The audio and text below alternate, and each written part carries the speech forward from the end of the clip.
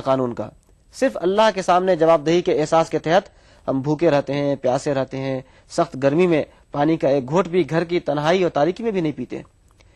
تو اللہ کے سامنے جواب دہی کا احساس جب عام ہو جائے گا تو قانون کے ڈنڈے سے زیادہ کام کرے گا وہ, اور طلاق دینے کی ہمت نہیں ہوگی انسان کی. ایک سماجی دباؤ ہونی چاہیے. دوسرا یہ کہ خاندان کے اس نظام کو بھی مضبوط کیا جائے کہ لوگ بالکل آزاد جانوروں کی طرح زندگی نہ گزاریں, اور محسوس کریں کہ ہماری کوئی رسپانسبلٹی ہے, کوئی ذمہ داری ہے. لوگوں کی طرف سے پکڑ ہو ان کی صحیح انداز سے, انتشار پیدا کرنے والی پکڑ نہیں. اور تیسرے یہ کہ شادی کو آسان بنایا جائے. شادی کو آسان بنانے میں خرچ کو ختم کیا جائے, رواج کو ختم کیا جائے. اعلان تو ہونا چاہیے شادی کا, مسجد میں نکاح پڑھائے, کہیں اور انتظام کرے نکاح کا, لیکن یہ جو بارات چلی آ رہی ہے 100 افراد کی, 200 افراد کی, 500 افراد کی, اور بڑے بڑے فنکشن ہو رہے ہیں اور جہیز کے نام پر پیسے بہائے جا رہے ہیں. اب جو صاحب حیثیت ہے جب وہ یہ کرتے ہیں تو جو غریب کے گھر کے لوگ ہیں ان کو بھی شوق ہوتا ہے کہ ہم بھی مانگیں. وہ بھی مطالبہ کرتا ہے کہ ہمیں 50,000 روپے چاہیے. انگوٹھا چھاپ نوجوان. اب اس کی شادی جس گھر میں ہو رہی ہے اس بیچاری لڑکی کے والد کے پاس تو کچھ بھی پیسے نہیں, وہ اپنے گھر کو بیچتا ہے, قرض لیتا ہے, اس کی زندگی تباہ ہو جاتی ہے. تو یہ بدعت ہے. علماء کرام نے ہندوستان کے فیصلہ کیا ہے, اس پر فتویٰ موجود ہے, متفقہ فتویٰ موجود ہے کہ جہیز لینا حرام ہے. جہیز کا صرف مطالبہ کر کے لینا ہی نہیں بلکہ رواج کے تحت بھی اگر جہیز دیا جا رہا ہے تو وہ حرام ہے, حرام مال ہے, اس کا استعمال کرنا درست نہیں ہو سکتا. تو جہیز کو بند کیا جائے, شادی کو آسان بنایا جائے, مطلقات کی بھی شادی کی جائے, جتنے جنسی رشتے ہوں وہ شادی کے دائرے کے اندر ہوں. تو میں سمجھتا ہوں کہ انشاءاللہ یہ مسئلہ حل ہوگا, اور حل ہی نہیں ہوگا بلکہ ہمارے سماج کی بیٹیاں جو آج جن کی زیادہ عمر ہو گئی ہے, جن کی شادیاں مشکل ہو رہی ہیں, جن کے ماں باپ پریشان ہیں, ہمارے سماج میں بہار آئے گی, بیداری آئے گی اور آسانی آئے گی اور شادیاں ہوں گی انشاءاللہ. بہت بہت شکریہ. ناظرین, اسی کے ساتھ آج کا ہمارا دینی سوال و جواب کا پروگرام یہیں ختم ہوتا ہے. اگر آپ بھی چاہتے ہیں اس پروگرام میں شرکت کرنا تو اپنے خطوط ہم تک ضرور بھیجیں, اور اپنے خطوں میں اپنے ایڈریسز لکھنا نہ بھولیں, اس لیے کہ کبھی کبھی آپ کے سوالات ایسے ہوتے ہیں کہ ہم ضروری سمجھتے ہیں کہ فوراً ان کے جوابات دیں. خطوط کے لیے ہمارا پتہ ہے دینی سوال جواب ETV Urdu, Ramoji film city, Hyderabad 501512. Email سوال جواب 123@in. اور کل اسی وقت انشاءاللہ آپ سے پھر ملاقات ہوگی. تب تک کے لیے نسیم اختر کو اجازت دیں. خدا حافظ.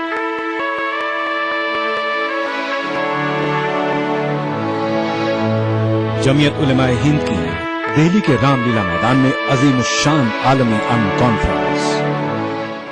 بیسیکلی اس انڈین سب کانٹیننٹ میں جو امپورٹنٹ اسکالرس ہیں, علماء ہیں, ان کو جمع کیا جا رہا ہے. آپ کا ریلیشن شپ پڑوسیوں کے ساتھ کیسا ہونا چاہیے, اپنے مخالفوں کے ساتھ کیسا ہونا چاہیے, دوسرے مذہبوں کے ماننے والے لوگوں کے ساتھ آپ کا تعلق, ریلیشن شپ کیسی ہونی چاہیے. جمعیت علماء ہند کے زیر اہتمام دہلی کے رام لیلا میدان سے عالمی امن کانفرنس کا راست ٹیلی کاسٹ 15 دسمبر بروز اتوار صبح 10:30 بجے سے صرف ETV اردو پر.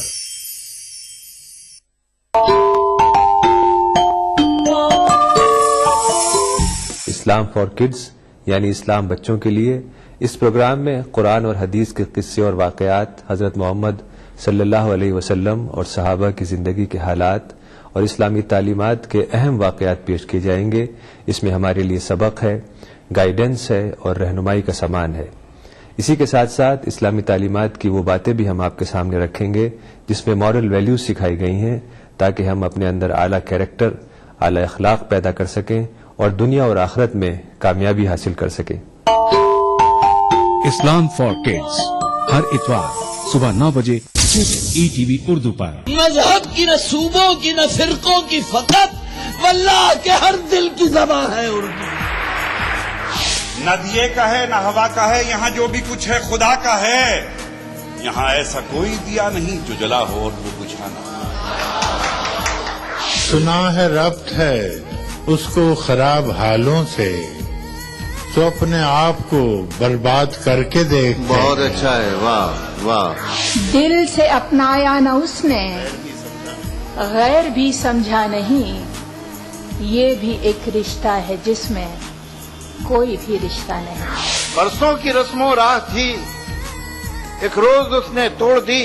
ہوشیار ہم بھی کم نہیں, امید ہم نے چھوڑ دی. मयारी शेर व अदब और उर्दू जबान के फरोग की जानिब ETV उर्दू की एक और पहल।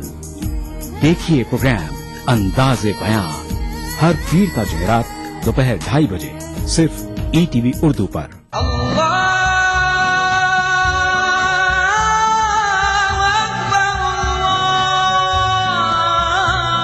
हर सुबह ETV उर्दू की खुशबू से महके आपका घर आंगन। मांगने वाले मांग खुदा से। रूहानी कैफियत से सरशार कव्वालियों का हसीन गुलदस्ता। प्रोग्राम महफिल समा रोजाना सुबह 4:30 बजे। कुरान हमें एक बहुत बड़ी चीज देता है, वो है करेश, हौसला। पुर उम्मीद जिंदगी का सफर। प्रोग्राम रहनुमाए जिंदगी हर पीर का जुमेरात सुबह 5 बजे।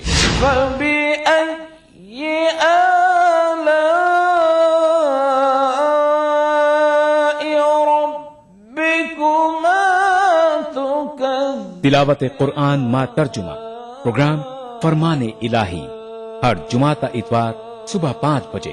अल्हम्दुलिल्लाह रब्बिल आलमीन अर्रहमानिर रहीम। मस्जिदुल हराम मक्का मुकर्रमा से नमाज फजर के रूह परवर मनाजिर। प्रोग्राम नमाज फजर रोजाना सुबह 5:30 बजे। प्रोग्राम नवाए सरोज रोजाना सुबह 6 बजे। तो बने रहिए हमारे साथ और देखते रहिए ETV उर्दू बहारे सुबह। अस्सलामु अलैकुम वरहमतुल्लाहि वबरकातुहू।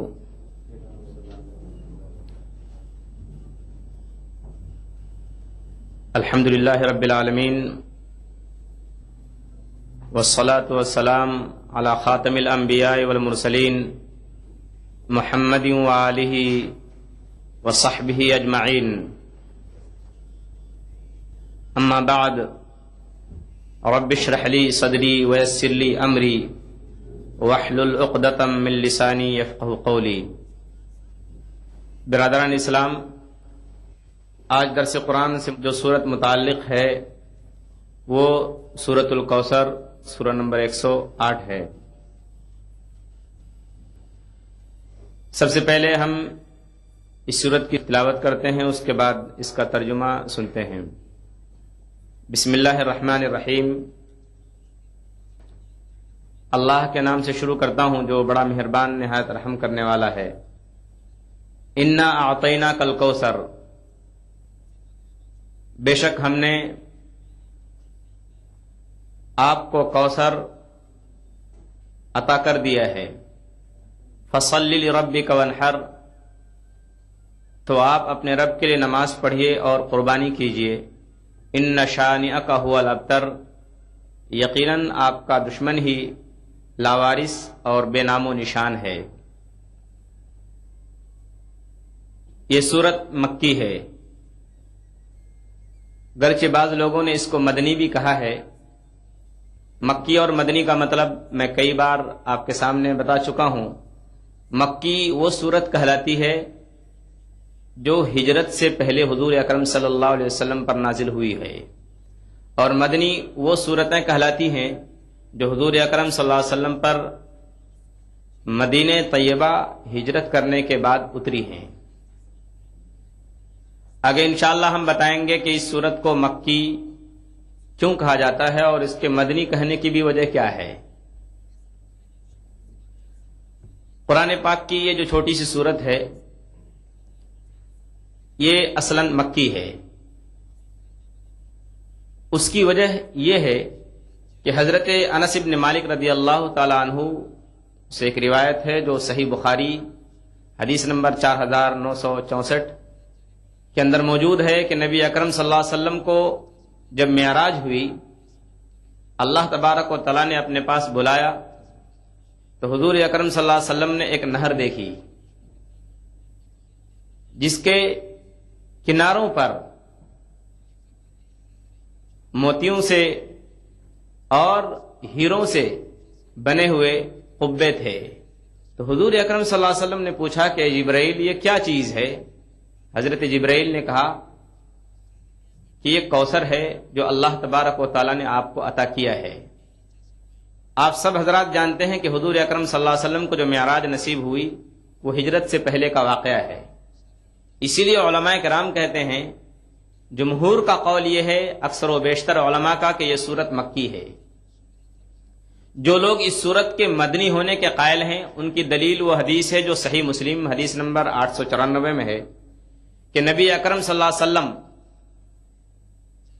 صحابہ کرام کے درمیان بیٹھے ہوئے تھے، اور یہی انس رضی اللہ تعالیٰ عنہ جنہوں نے یہ حدیث روایت کی ہے، بخاری والی حدیث، جس سے پتہ چلتا ہے کہ یہ سورت مکی ہے، وہ خود فرماتے ہیں کہ ہمارے درمیان حضور اکرم صلی اللہ علیہ وسلم بیٹھے ہوئے تھے اور یہ واقعہ مسجد میں پیش آیا، یعنی مسجد نبوی.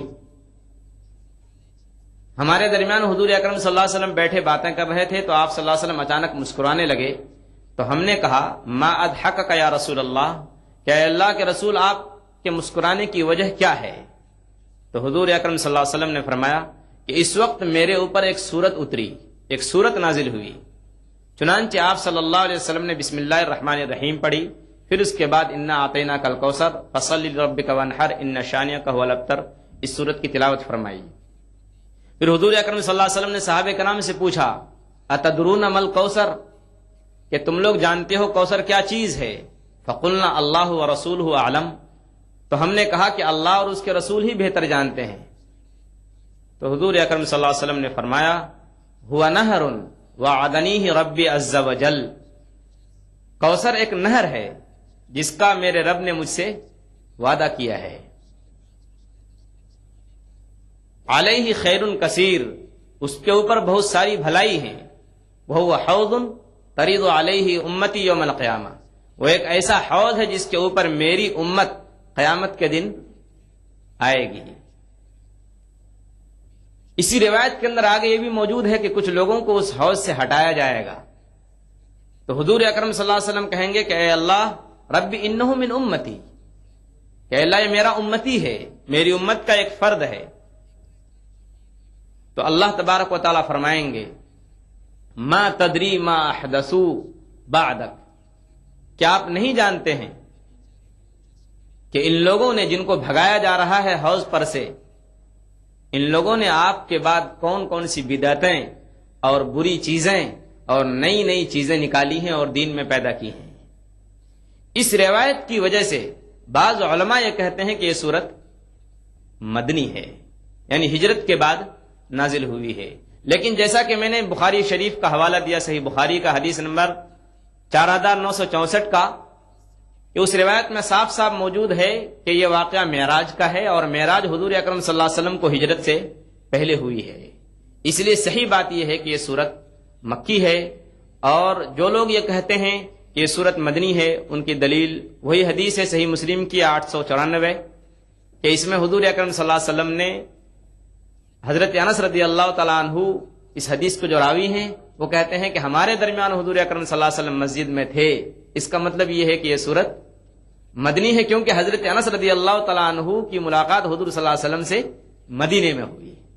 لیکن اس سے پہلے آپ کو معلوم ہے کہ کسی سورت کے بارے میں اگر مکی یا مدنی کا اختلاف ہوتا ہے تو مطلب یہ ہے کہ حضور اکرم صلی اللہ علیہ وسلم پر یہ سورت تو پہلے نازل ہو چکی ہے، یعنی وہ سورت مکی ہے. لیکن جب آپ صلی اللہ علیہ وسلم سے کچھ پوچھا گیا تو اللہ تبارک و تعالیٰ کی طرف سے وحی کی گئی کہ اے محمد اس موقع پر آپ یہ سورت تلاوت کیجیے اور اس سورت کے ذریعے ان لوگوں کو جواب دیجیے. تو مطلب یہ ہے کہ وہ سورت مکی ہوتی ہے، لیکن حضور اکرم صلی اللہ علیہ وسلم کی کسی موقع پر دوبارہ تلاوت کیے جانے کی وجہ سے لوگ یہ سمجھتے ہیں کہ یہ سورت مدنی ہے، 2 مرتبہ نازل ہوئی ہے. یہی حال سورہ کوثر کا بھی ہے کہ یہ سورت مکی ہے. یہ سورت بہت مختصر سی ہے، صرف 3 آیتیں ہیں، لیکن اس کی تفصیل اور اس کی تفسیر اور کامنٹری بہت لمبی ہے، بہت بڑی ہے اور بہت زیادہ ہے. آپ سنیں گے آپ کو تعجب ہوگا کہ اللہ تبارک و تعالیٰ نے اس چھوٹی سی سورت کے اندر کتنی چیزیں بیان کی ہیں.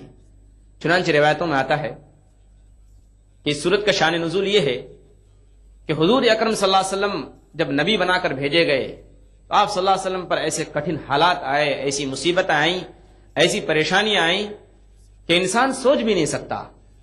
اس موقع پر کفار قریش کہتے تھے کہ بطیرہ محمد منا، کہ محمد تو ہم سے کٹ کر الگ ہو گیا ہے اور وہ بے یار و مددگار ہو گیا ہے. اس کی پوزیشن اور حیثیت ایک بے کس اور بے سہارا انسان کی سی ہے.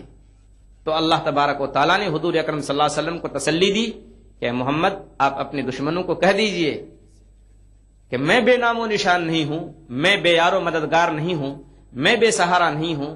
تم لوگ جو مجھ کو بے سہارا سمجھ رہے ہو، تو اللہ تبارک و تعالیٰ نے تو ہم کو کوثر عطا کیا ہے، اور اللہ تبارک و تعالیٰ تم کو کہہ رہے ہیں کہ ان شانیہ کا ہوا الابتر، کہ بے شک تیرا دشمن ہی بے نام و نشان اور لاوارث ہو جائے گا.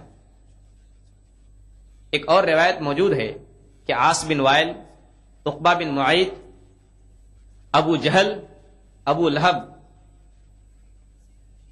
ان لوگوں نے حضور اکرم صلی اللہ علیہ وسلم کو تانا دیا کہ محمد تو بے نام و نشان ہے، کیونکہ اس کی کوئی نر اولاد نہیں ہے، مذکر اولاد نہیں ہے، میل، یہ تو بے نام و نشان ہو جائے گا. تو اللہ تبارک و تعالیٰ نے حضور اکرم صلی اللہ علیہ وسلم کی تسلی کے لیے سورت نازل فرمائی کہ محمد آپ کا دشمن بے نام و نشان ہو جائے گا، آپ بے نام و نشان نہیں ہوں گے. ابن کثیر رحمۃ اللہ علیہ نے عطا رحمۃ اللہ علیہ کا ایک قول نقل کیا ہے اپنی اس تفسیر کے اندر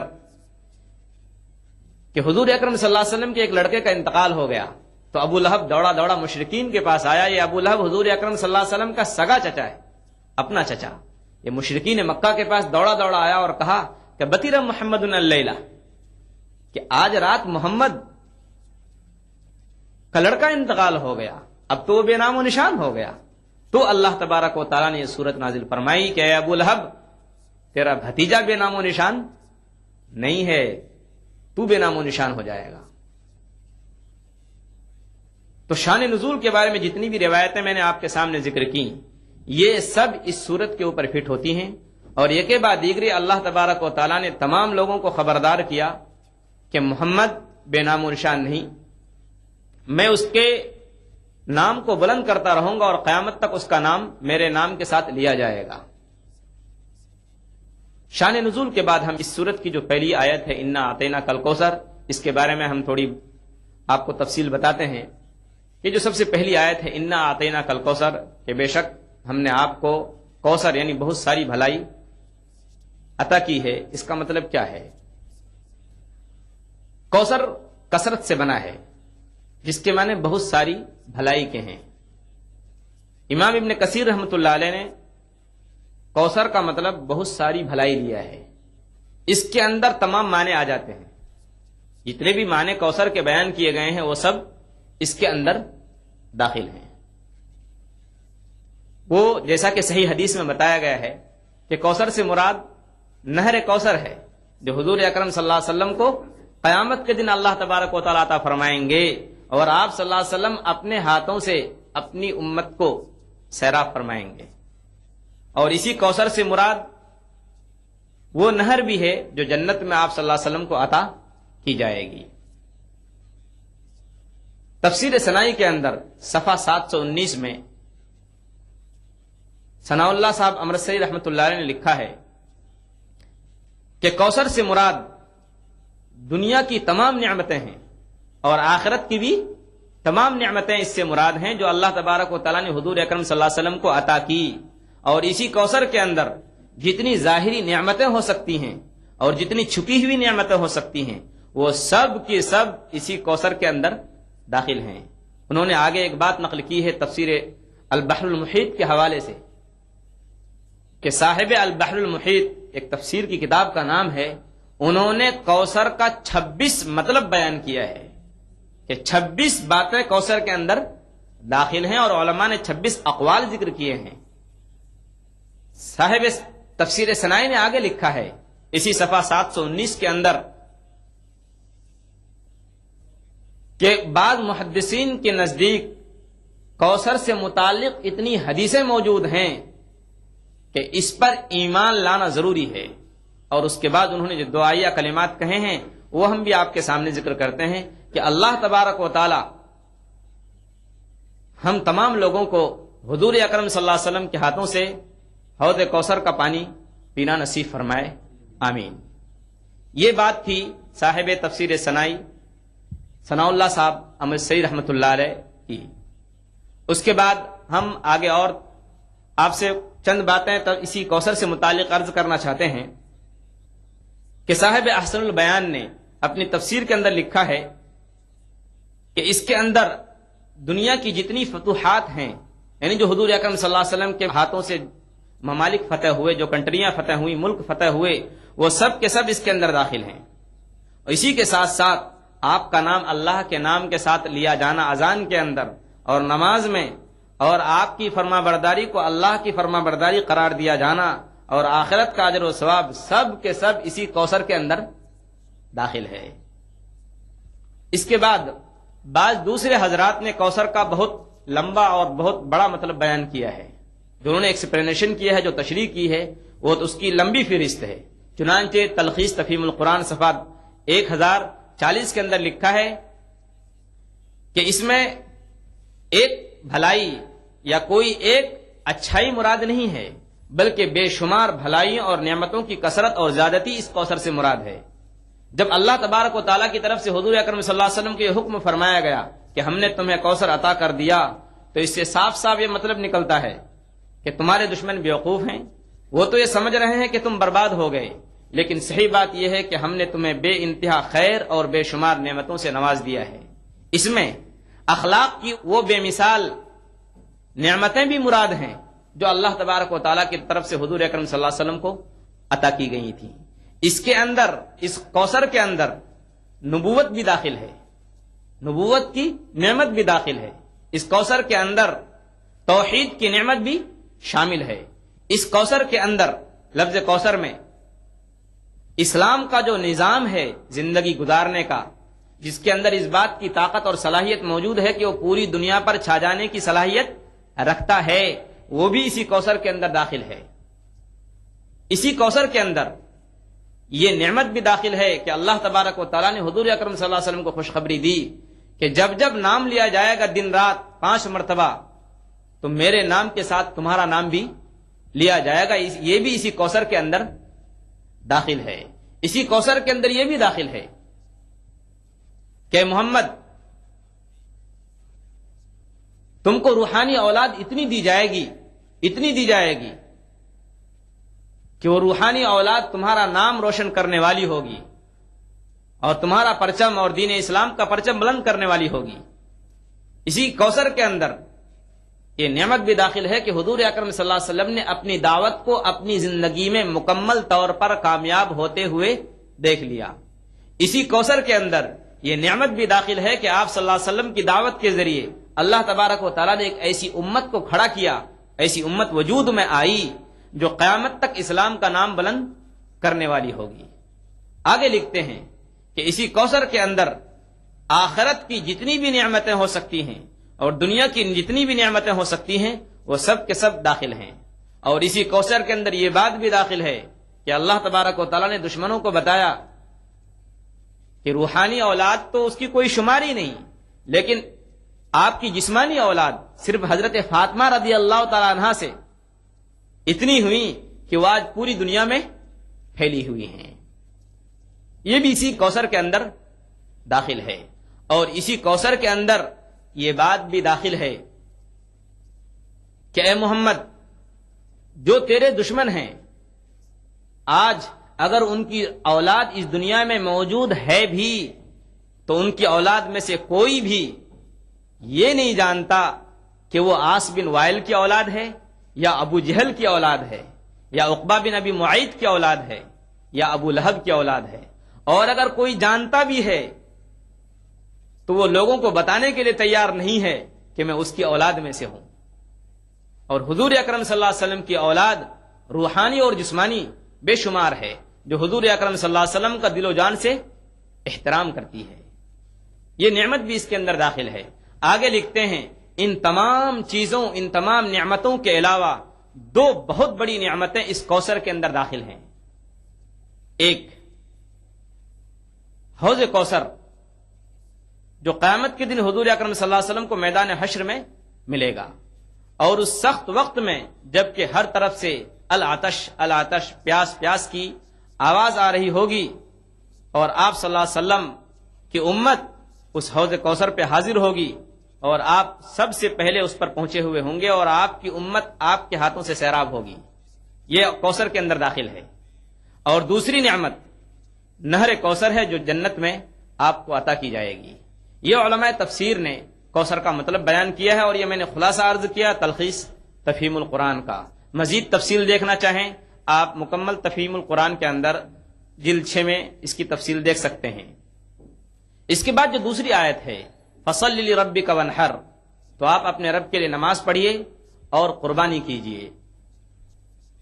یعنی اللہ تبارک و تعالی حضور اکرم صلی اللہ علیہ وسلم سے کہہ رہے ہیں اے محمد، ہم نے تم کو بہت ساری بھلائیاں دی ہیں، بہت ساری نعمتیں ظاہری اور باطنی، دیکھی جانے والی اور چھپی ہوئی نعمتیں تم کو عطا کی ہیں.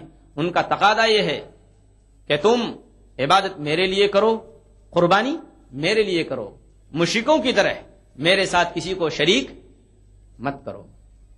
بالکل اسی سے ملتی جلتی آیت اللہ تبارک و تعالیٰ نے سورہ انعام سورہ نمبر 6 آیت نمبر 162 اور 163 کے اندر ان دونوں آیتوں میں حضور اکرم صلی اللہ علیہ وسلم کو حکم دیا ہے کہ آپ کہیں قل ان صلاتی و نسکی و محیای و مماتی للہ رب العالمین لا شریک لہ وبذالک امرت وانا اول المسلمین. کہہ دو کہ بے شک میری نماز اور میری قربانی اور میرا جینا اور میرا مرنا سب اس اللہ کے لیے ہے جو سارے جہان کا رب ہے، اس کا کوئی شریک نہیں، اور اسی کا مجھے حکم دیا گیا ہے اور میں سب سے پہلے گردن جھکانے والا ہوں. علماء تفسیر بیان کرتے ہیں، انہوں نے ایک نقطہ اور بہت اہم اور پوائنٹ کی بات ذکر کی ہے اس موقع پر کہ اللہ تبارک و تعالیٰ نے سورہ کوثر کے اندر آیت نمبر 2 اور اسی طریقے سے سورہ انعام سورہ نمبر 6 آیت نمبر 162 میں اللہ تبارک و تعالیٰ نے حضور اکرم صلی اللہ علیہ وسلم کو حکم دیا کہ کہو کہ میری نماز اور میری قربانی. نماز کا ذکر پہلے آیا اور قربانی کا ذکر بعد میں آیا. یہ تو صرف اللہ کا حکم تھا، لیکن حضور اکرم صلی اللہ علیہ وسلم کا عمل بھی اسی پر رہا اور اسی کا حکم بھی آپ نے مسلمانوں کو دیا کہ پہلے نماز پڑھیں قربانی کے موقع پر اور اس کے بعد پھر قربانی کریں. یہ چیز بھی اس کے اندر داخل ہے. فصل لربک وانحر. علماء کرام نے ایک اور بھی بات بیان کی ہے کہ نحر بولتے ہیں اونٹ کی گردن پہ چھری چلانا، اور عام جانوروں کو ذبح کرنے کے لیے جو ہم ان کو ذبح کرتے ہیں ان کے لیے ذبح کا لفظ استعمال ہوتا ہے، لیکن اونٹ کی گردن پہ چھری چلانا اس کے لیے نحر کا لفظ استعمال ہوتا ہے عربی کے اندر. لیکن اس جگہ نحر سے مراد عام قربانی کرنا ہے، چاہے وہ حج کے موقع پر قربانی ہو مینا کے اندر یا پھر عام دنوں میں جو قربانی کی جاتی ہے یا بطور صدقہ کوئی آدمی قربانی کرے اللہ کے نام سے کوئی جانور. یہ سب چیزیں اس کے اندر داخل ہیں. اس کے بعد جو آخری آیت ہے ان نشانیہ کا ہوا الابتر کہ بے شک آپ کا دشمن ہی لاوارث اور بے نام و نشان ہے. اس کا مطلب کیا ہے؟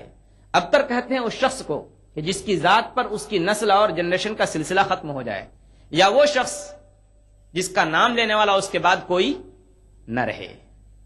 یہاں حضور اکرم صلی اللہ علیہ وسلم کو جو بات کہی گئی ہے اور یہ بات اس بات کا اعلان دشمنوں کے سامنے کرنے کے لیے کہا گیا ہے، تو یہ اللہ کی طرف سے یہ کوئی جوابی حملہ نہیں تھا دشمنوں کے نام، بلکہ یہ قرآن کی پیشن گوئی تھی جو 100% اور حرف بحرف صحیح ثابت ہوئی کہ بے شک حضور صلی اللہ علیہ وسلم کا دشمن ہی بے نام و نشان ہو گیا. علماء تفسیر نے لکھا ہے کہ اگر اسلامی کتابیں موجود نہ ہوتیں، اسلامی تاریخ کی کتابیں موجود نہ ہوتیں اور یہ تفسیریں موجود نہ ہوتیں تو حضور اکرم صلی اللہ علیہ وسلم کے جتنے بھی دشمن تھے ان کا نام جاننے والا کوئی نہ ہوتا.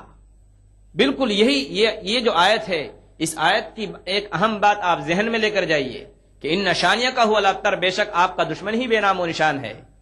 تو اب جو بھی حضور صلی اللہ علیہ وسلم کا دشمن ہوگا، چاہے وہ سلمان رشدی ہو، چاہے تسلیمہ نسرین ہو، ارون شوری ہو، کوئی بھی ہو، سب کے سب بے نام و نشان ہونے والے ہیں اور ان کا انجام یہی ہونے والا ہے کہ اگر کوئی اس کو جانتا بھی ہے تو لوگوں کے دل میں اس کا احترام نہیں ہو سکتا. ایک شاعر نے بہت اچھی بات کہی ہے اور بہت اچھا شعر کہا ہے حضور اکرم صلی اللہ علیہ وسلم کے بارے میں، سلمان رشدی کو خطاب کر کے کہ حضور اکرم صلی اللہ علیہ وسلم کا نام پوری دنیا احترام کے ساتھ لیتی ہے، کروڑوں لوگ، اربوں لوگ حضور اکرم صلی اللہ علیہ وسلم کا نام عزت کے ساتھ لیتے ہیں. اگر تم اپنی بکواس کے ذریعے حضور اکرم صلی اللہ علیہ وسلم کا نام بدنام کرنے کی کوشش کرو تو تیرے بکواس سے کچھ ہونے والا نہیں ہے. وہ شاعر کیا شعر کہتا ہے کہ جسے کہتی ہے دنیا عظیموں کا عظیم، جسے کہتی ہے دنیا عظیموں کا عظیم، ابے رشدی تیرے بکواس سے ہوتا کیا ہے؟ تو حضور اکرم صلی اللہ علیہ وسلم کے دشمن کے بارے میں جو